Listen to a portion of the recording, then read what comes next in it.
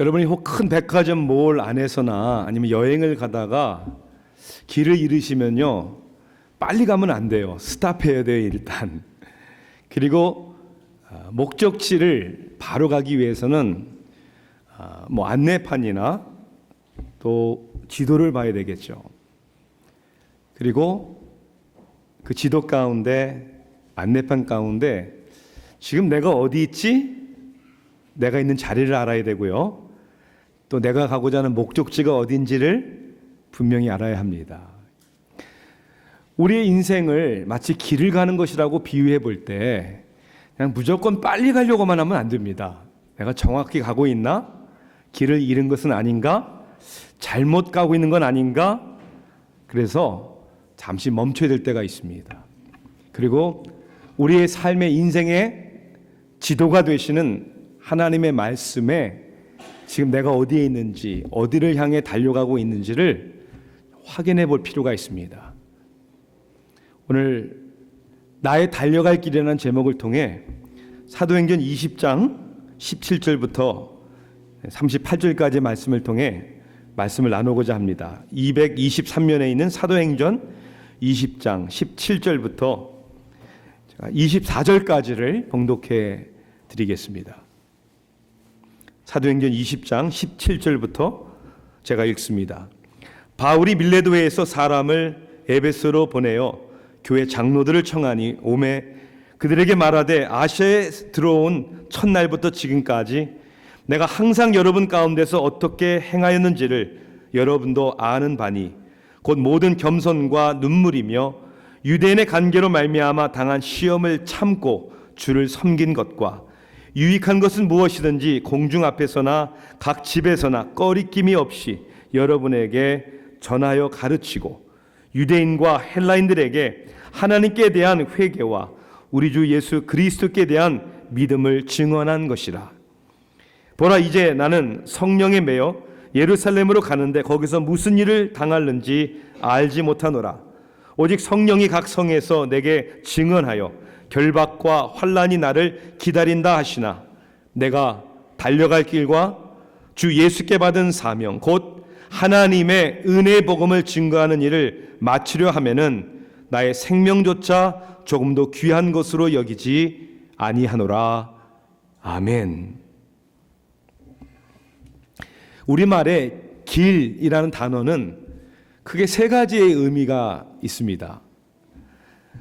먼저는 사람 혹은 자동차, 심지어는 배, 항공기가 왕래하는 길, 교통수단에 필요한 길의 의미가 있죠. 또 길의 의미는 또한 어떤 일에 취해야 되는 우리들의 수단과 방법을 길이라고 얘기를 합니다. 어떤 어려움과 문제에 빠질 때 빠져나오는 길, 영어로도 a way out 그런 표현을 쓰잖아요. 세 번째 길은 우리의 인생에 대해서 좀 더 철학적인 의미가 있는 거죠. 왜냐하면 살아가는데 우리 가운데는 수많은 일들, 수많은 선택이 있잖아요. 그 가운데 우리가 한 인생을 걸어가야 하는 길의 의미가 있는 거죠. 우리가 어떤 길을 선택하고 어떤 길을 걷느냐는 매우 중요합니다. 그걸 확인하는 것도 중요합니다. 왜냐하면 인생에 잘못된 길을 걸어가는 사람도 있기 때문입니다. 혹은 길을 잃어버리는 사람들도 있어요. I don't know what to do. 어떻게 해야 되는지, 어떻게 살아야 하는지. 일제강점기에 아주 젊은 시인으로서 어둡고 가난한 생활 가운데 인간의 삶과 고뇌를 사색하고 일제강압에 고통당하는 우리들의 민족에 대하여 그 현실을 가슴 아파하면서 시를 쓴 사람이 있습니다. 윤동주라는 시인을 여러분 아실 거예요. 윤동주가 쓴 길이라는 시가 있습니다. 이렇게 시가 써져 있습니다. 잃어버렸습니다. 무얼 어디다 잃었는지 몰라 두 손이 주머니를 더듬어 길에 나아갑니다. 돌과 돌이 끝없이 연달아 길은 돌담을 끼고 갑니다. 담은 쇠문을 굳게 닫아 길 위에 긴 그림자를 들이우고 길은 아침에서 저녁으로, 저녁으로 아침으로 통했습니다. 돌담을 더듬어 눈물 짓다. 쳐다보면 하늘이 부끄럽게 푸릅니다. 풀 한 폭이 없는 이 길을 걷는 것은 담 저쪽에 내가 남아있는 까닭이고, 내가 사는 것은 다만 잃은 것을 찾는 까닭입니다. 나라를 잃은, 길을 잃은 방황하는 민족의 아픔에 대하여 쓴 시죠. 우리가 인생을 살아가면서도 길을 잃고 사는 사람들이 있어요. 잘못된 길을 들어서 가는 사람들도 있습니다. 더 안타까운 것은 내가 잘못 길을 들었다는 사실, 아니 혹은 길을 잃어버렸다는 사실도 모른 채 그냥 계속 열심히만 살면 되는 것처럼 살아가는 사람들도 있다는 것이죠. 여러분들은 스스로의 갈 길이 무엇인지를 알고 계십니까? 길을 잃어버리지는 않았습니까? 지금 나의 삶에 잘못된 길을 가고 있는지, 바른 길을 가고 있는지 여러분에게는 확신이 있습니까? 오늘 본문의 사도 바울은 밀레도에서 에베소 성도들을, 장로님들을 초청해다가 예루살렘으로 가는 마지막 작별 인사를 합니다. 나를 다시 보지 못할 것입니다. 예루살렘에는 구체적으로 어떠한 일이 나를 기다리고 있는지는 모르겠지만 각 성읍에서 성령께서 말씀해 주시기를 결박과 환난이 나를 기다린다고 성령님은 그렇게 얘기하십니다. 그런데 그 길을 가겠다고 사도 바울은 작별 인사를 합니다. 우리는 결국 사도행전의 말씀을 통해서 보면 바울이 예루살렘으로 갑니다. 가서 거기에서 결박이 되죠. 체포가 되죠. 그리고 로마 시민권이기 때문에 가이사 앞에 심판을 받기 위해 죄수의 몸으로 로마까지 호송이 됩니다. 로마에 가서 감옥에 있다가 감옥에서까지 그는 사명을 다하는 복음을 증거하다가 나중에 그는 목이 잘려 순교합니다. 아니, 결박과 환난이 기다린다는데 그 고생길을 알면서 왜 가는 겁니까? 그 이유는 삶에 어려움이 있어도, 유혹이 있어도, 고통이 있어도 자기가 가야 할 길이 있다는 것을 확실히 알고 있었기 때문입니다. 어떻게 보면 여기서 얘기하는 것처럼 나의 달려갈 길, 주 예수께 받은 사명, 곧 하나님의 은혜의 복음을 증언하는 일을 마치려 하는 그 일을 위해서는 자기 생명도 조금도 귀한 것으로 여기지 아니합니다. 바울은 그렇게 얘기를 하네요. 자기 생명보다 더 중요한 사명이 있기에 가야 할 길이 있기 때문에 그 길을 간다라고 얘기를 합니다. 저와 여러분에게도 우리가 가야 할 길이 있는 거예요. 쉽고 편한 길을 요리조리 어려운 일 피해 다니는 그런 길이 아니라 어려운 일이라도 희생의 길이라도 우리가 가야 할 사명이 있는 그런 길이 있다는 거예요. 그런데 많은 사람들은 그 길을 가지 않습니다. 편한 길을 갑니다. 손에 드는 일 안 가려고 합니다. 그래서 인생을 어차피 한 번 살다 가는 인생에 후회되는 결국. 그래서 오늘 말씀을 통해서 우리는 나의 달려갈 길을 내가 최선을 다해 달려갈 수 있는, 달려가야 하는 이유는 뭐고 어떻게 그렇게 할 수 있는가, 오늘 말씀을 통해서 깨달아야 됩니다. 먼저 내가 가야 하는 길을 위해서는 여러분 방해가 있다는 것을 알아야 합니다. 유혹과 방해가 있죠. 그것이 무엇인지를 알아야 하는 것이죠. 나의 달려갈 길이 있는데 내가 가야 할 길을 잃어버리거나 혹 다른 길로 잘못된 길을 선택하는 이유는 너무나도 유혹과 방해가 있기 때문이다. 사도 바울에게 있어서도 방해가 있었죠. 유혹이 있었죠. 예수님께서도 겟세마네 동산에서 육신의 연약함 때문에 할 수 있거든 이 잔을 피하게 달라고 했잖아요. 예루살렘에 결박과 환난이 기다린다고 했습니다. 여러분 앞에, 여러분의 내일 가야 하는 곳에 결박과 환난이 기다린다면 여러분 그게 가시겠습니까? 왜 많은 사람들은 가야 할 길을 가지 아니하고 왜 쉬운 길을 택할까? 왜 희생과 고생을 싫어하는 것일까? 한마디로 두려움 때문이 아닐까? 두려움. 불확신에 대한 두려움, 무엇이 어떤 일이 일어날지 모르는 두려움, 실패에 대한 두려움, 고난에 대한 두려움. 그러나 우리는 그러한 유혹과 두려움조차도 우리는 감수해야 되는 것이죠. 그만큼 가치가 있는 일이기 때문입니다. 여러분 들으신 얘기지만 아프리카의 임펠러라는 영양은 10피트까지 점프를 한대요. 그렇게 능력이 있대요. 그런데 특이한 것은 점프를 해서 떨어지는 곳을 자기가 미리 눈으로 보지 않으면 절대로 점프를 하지 않는다는 거예요. 그래서 3피트 정도만 담만 쌓아놔도 울타리를만 쳐놔도 보이지 않기 때문에 충분히 그것을 3배나 뛸 수 있는 능력이 있는데도 못 뛴다는 거예요. 아니 안 뛰는 거죠. 그 능력이 있는데도 안 보이니까, 두려우니까. 이것이 오늘날 많은 사람들의 살아가는 삶의 모습이에요. 몰라서 두렵고, 자신이 없어 두렵고, 다른 사람들이 뭐라 말할까 두렵고, 상처받을까 두렵고, 실패할까 두렵고, 그리고 두려운 것이 두렵고. 그래서 그 두려움 때문에 내가 감당할 수 있는 만큼만의 쉽고 편한 길을 택하는 것이죠. 그리고 그 길에서 안주하는 겁니다. 그러면서도 마음 한구석에는 알죠. 이게 아닌데, 뭔가가 공허한 마음. 예수님을 찾으러 만나러 온 부자 청년 관원 기억하십니까? 젊었다고 그랬죠. 청년이니까.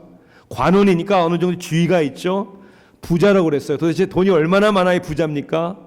부족한 게 없어 보이는 그 젊은이가 예수님을 찾아 물어봅니다. 선생님, 내가 무엇을 행해야 영생을 얻을 수 있습니까?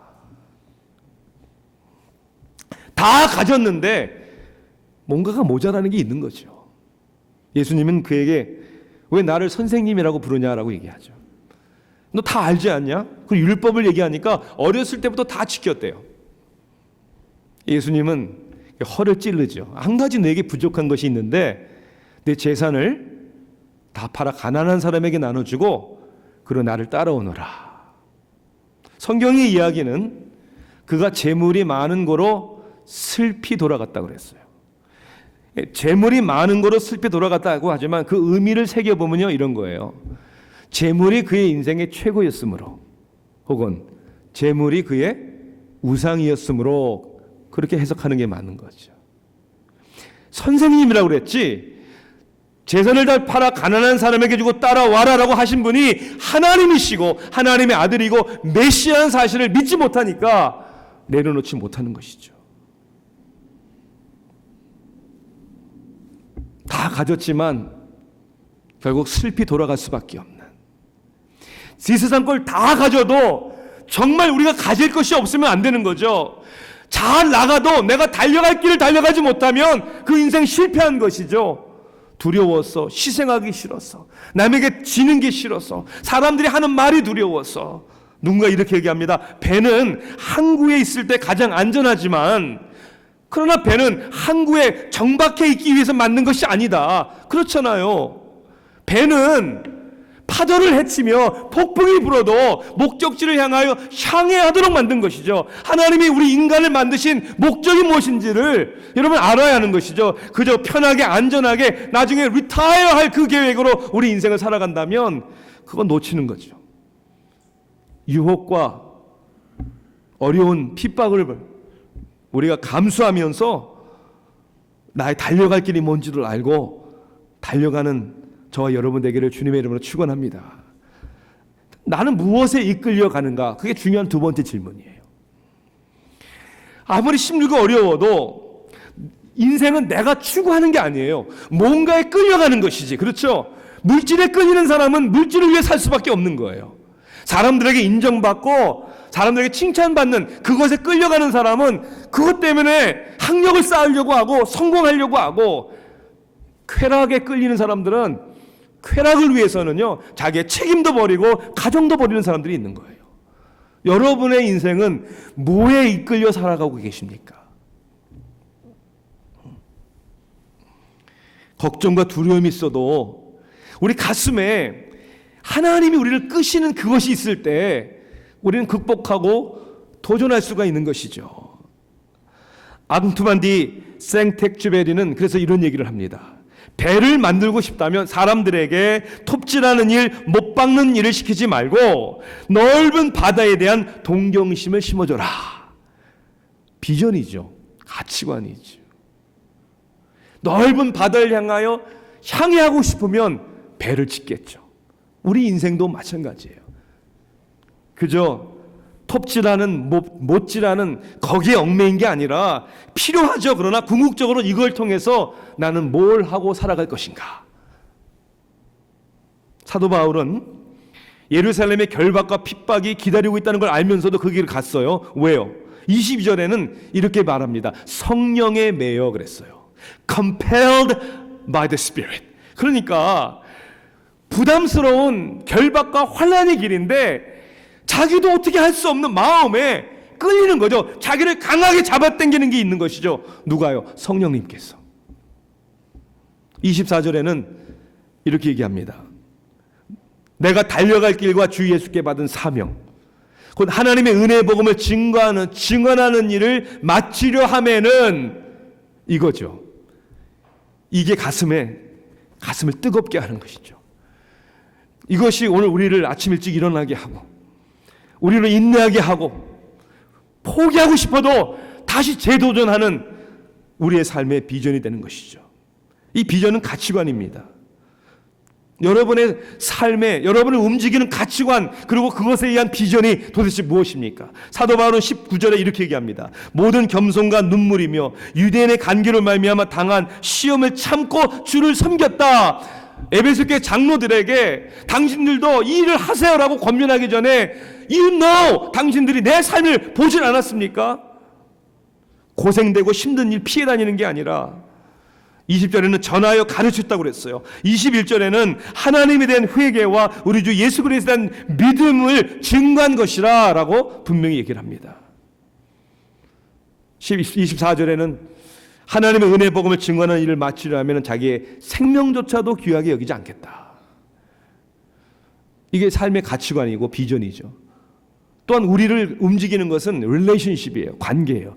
그러니까 사랑하는 가족을 위해서 열심히 일하는 거 아니에요.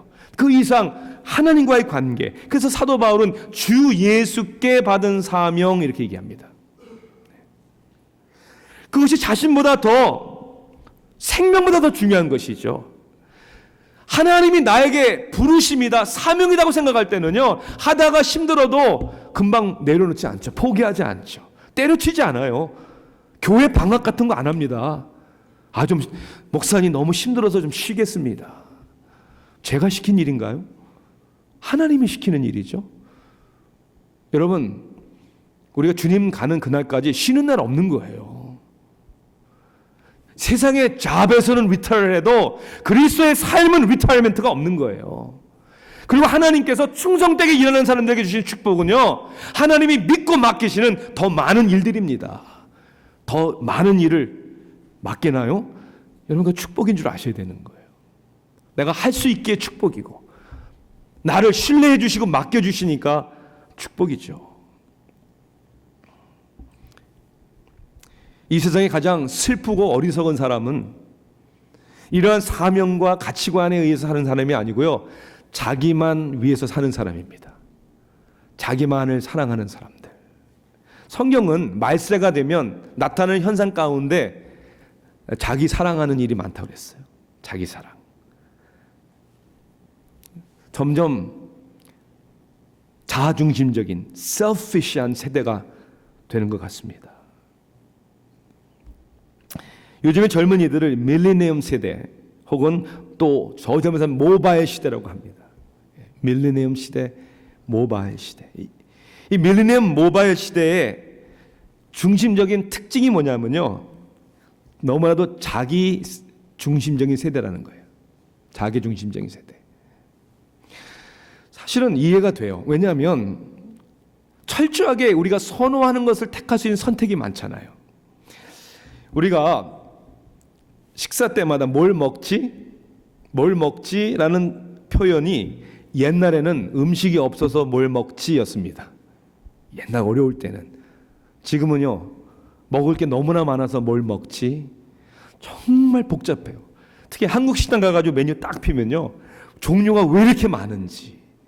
옛날에는 없어서 뭘 먹지 고민했는데 이제는 너무 많아서 내 취향대로 골라야 되는 선택 때문에 고민스러운 거예요.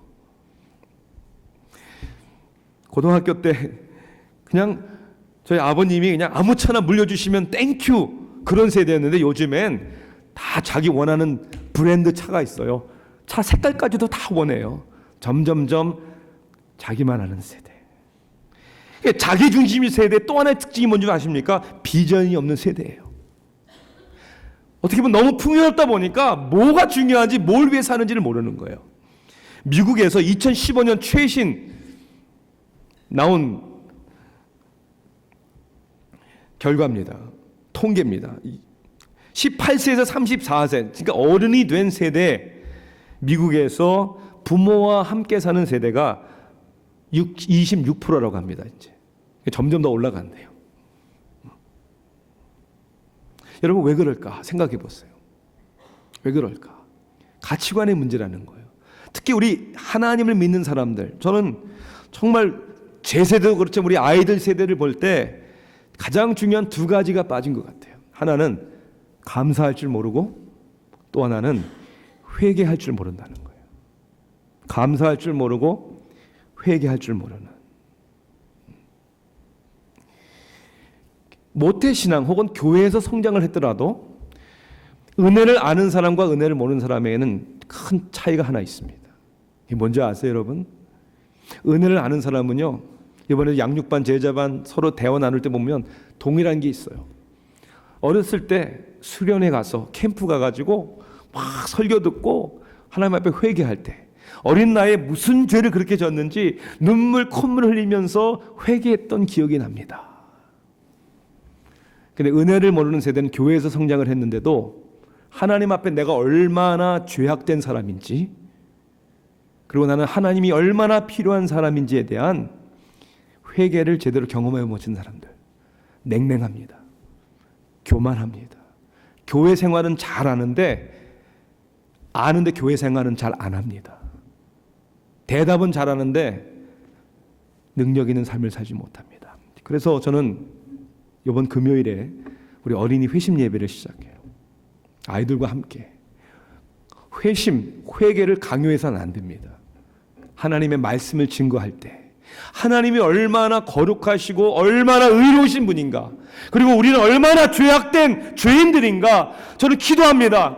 하나님께서 회개의 영을 우리 세대, 우리 다음 세대에 부어주셔서 하나님 고마운 줄 알고 감사한 줄 알고 만족할 줄 알고 하나님 나라의 가치관을 가지고 살아가는 그런 세대가, 우리 온 세대가 되기를 주님의 이름으로 축원합니다.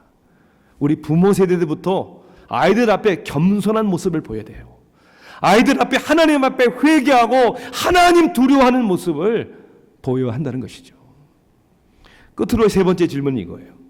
나의 달려갈 길을 달려가기 위해서는 내가 가는 길의 끝이 무엇인지를 생각해 봐야 되는 거예요. 끝을 생각하지 아니하고 달려가는 사람이 어디 있습니까? 목적지가 없이 출발하는 사람이 어디 있습니까?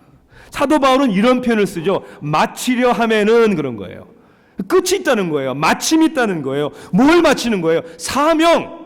하나님의 은혜의 복음을 증언하는 이 사명을 마치겠다. 이 사명을 마치기 위해서는 내 생명이 언제 맞춰질지 나는 상관하지 않겠다. 여러분, 인생의 길에는 끝이 있어요. 끝. 인생의 여정, journey에는 분명히 종착역이 있는 거예요. 보세요. 그러면 인생의 끝이 있다면, 끝이 있잖아요. 언제 올지 모르는 끝이 있잖아요. 그러면 우리 인생은 생명을 유지하기 위해서 사는 게 아니에요. 생명을 유지할 수 없는데요. 가야 되는데요. 언제인 줄 모르는데요. 그렇기 때문에 내 생명보다, 언제 끝날지 모르는 내 생명보다 더 귀한 것, 내 생명을 바꿀 수 있는 그 위대한 삶의 가치관과 사명과 비전을 발견한 사람이 행복한 사람입니다. 그걸 달려가는 것이죠. 결국 오늘 나는 무엇을 위해 달려가고 있는가? 타협할 수 없는, 그 무엇도 바꿀 수 없는 그 달려간 사명이 무엇인지를 알아야 되겠죠. 이제 히틀러가 이제 군사력을 키우고 체코의 유대인들을 유업하고 그런 상황 가운데서 유대인들은 자기들에게 큰 어떠한 환란이 온다는 걸 알았어요. 자신들은 어떻게 피할 수 없지만 어떻게든지 아이들이라도 피하고 싶은데 길이 없는 거예요. 1938년, 1939년 그 당시 영국의 니콜라스 윈턴이라는 젊은 사업가였습니다. 그가 체코를 방문했다가 그런 상황을 알고 어떻게 해서든지 아이들을 하나라도 빼내야 되겠다. 그래서 아이디어를 생각해냈어요. 그 아이디어는 영국 정부로부터 그 아이들을 입양하는 입양 허가서를 받은 거예요. 그리고 영국 시민들에게 자기 친구들에게 부탁을 한 거예요. 서류를 만드는 거죠. 아이를 입양하기로. 그래서 아이들을 기차로 체코에서 입양 서류로 그때까지만 이게 허락이 되었으니까 그 아이들을 빼돌리기 시작을 했어요. 1949년 이제 기차에 250명의 아이들을 태우고 이제 열차가 출발해서 이제 그리고 나중에 배를 타고 영국으로 돌아오게 돼 있는데 그때 마침 히틀러가 폴란드를 공격하면서 세계 2차 대전이 시작이 됩니다. 그리고 그 열차 안에 있었던 250명의 어린아이들은 구출을 받지 못합니다. 결국 그들의 부모와 함께 나중 수용소에서 죽음을 당합니다. 니콜라스 윈턴이 구원한 아이들은 정확하게 699명이었습니다.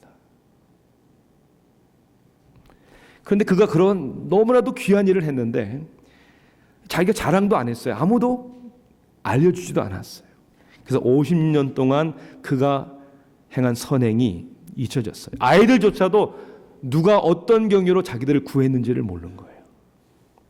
그러다가 아내가 창고 정리하다가 자기 남편의 그때 서류를 발견한 거예요. 아이들의 이름부터 시작을 해요. 어떻게 이 아이들을 구원했는지를. 그래서 그 아내를 통하여 세상에 알려지기 시작합니다. 왕실에서 직위까지 받습니다. 기사 직위까지 받습니다. 1988년도에 영국 BBC 방송국에서 그 탈출된 아이들의 명단에서 사람들을 찾아내가지고 이 니콜라스 윈턴과의 극적인 만남을 준비합니다. 그래 이것이 방송이 돼요. 이미 느긋한 할아버지가 된 또 50년을 구출받은 그들도 아이들도 할아버지 할머니가 된 그들의 만남이 방송이 되었어요. 저는 짧지만 그때의 순간을 한번 여러분 영상을 통해서 한번 보세요. 어떤 모습인지를 한번 보도록 하겠습니다. All the letters. But back here is the list of all the children. This is Vera Diamant, now Vera Gissing. We did find her name on his list. Vera Gissing is with us here tonight. Hello, Vera. And I should tell you that you are actually sitting next to Nicholas Winton. Hello. And it was just so wonderful, so terribly, terribly touching.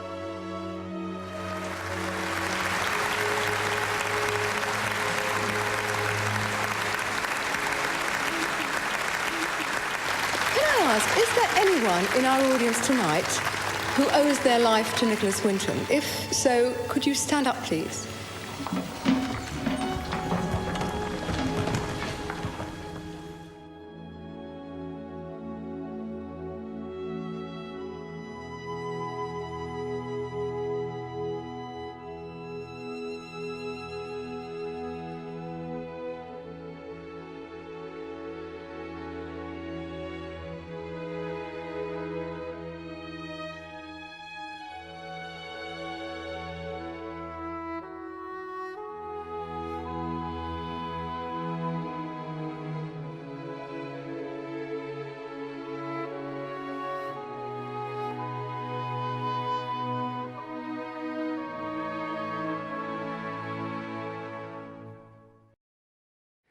나 혼자 살기도 내 가족 살리기도 힘들다는 세상, 여러분들은 뭘 위해 달려가고 계십니까? 니클라스 윈튼에게는 690명의 사랑으로 낳은 자녀들이 있는 것이죠. 누가 알아줄까 상관하지 아니하고 그에게도 달려갈 길이 있었던 것이죠. 사랑하는 성도 여러분, 우리도 달려갈 길이 있는데 그 길이 뭡니까? 하나님의 영광을 위해 달려가야 되고요.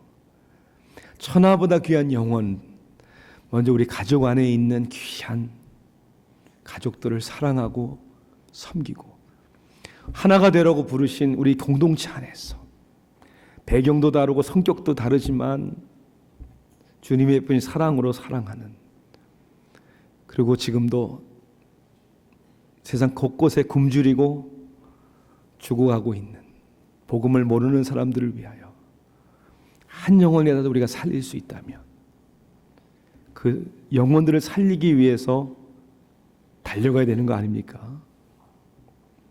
윤동주 시인은 크리스찬이었습니다. 할아버지 때부터 예수를 믿는 집안이었어요.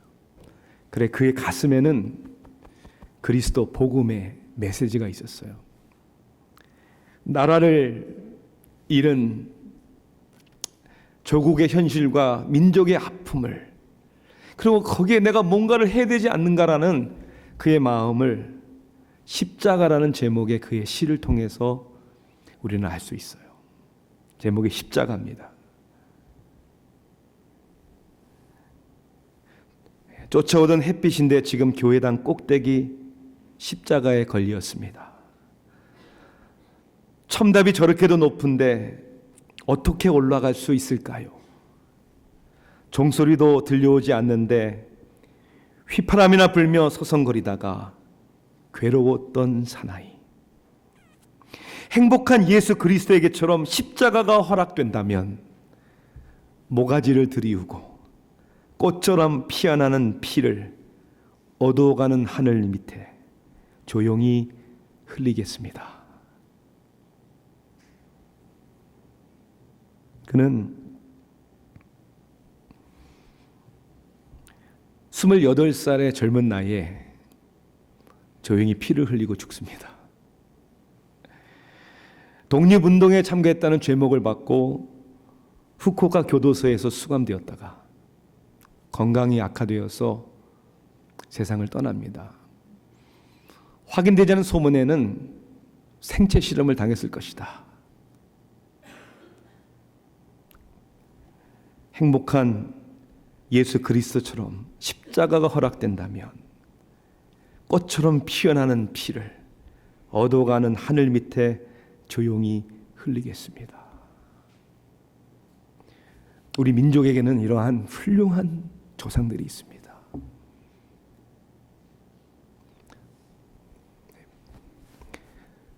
부끄럽게 살고 있다는 생각이 듭니다. 너무 나만 생각하며 살고 있다고 생각이 됩니다.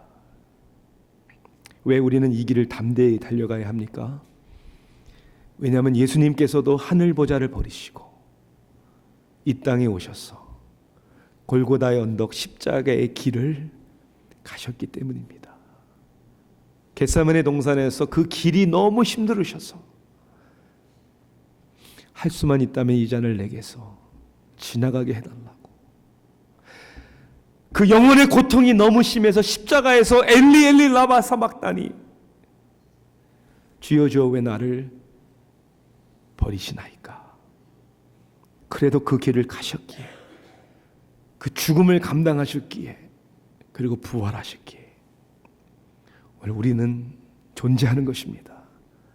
그리고 우리도 그 길을 가야 하는 것입니다. 사랑하는 성도 여러분, 주님께서 주신 나의 달려갈 길을 아랑곳하지 마시고 담대히 달려가기를 주님의 이름으로 축원합니다. 기도하시겠습니다. 사랑의 하나님, 이 시간도 다시 한번 십자가의 은혜를 생각해 봅니다. 그리고 우리를 위해 가신 그 십자가의 길, 살이 찢기시고 피를 흘리신 주님의 몸을 생각합니다. 주님, 이 성찬식을 대하며 다시 한번 우리가 달려갈 길을 다시 깨닫게 하소서. 달려갈 수 있는 은혜를 부어 주시옵소서. 예수 그리스도의 이름으로 간절히 기도하옵나이다. 아멘.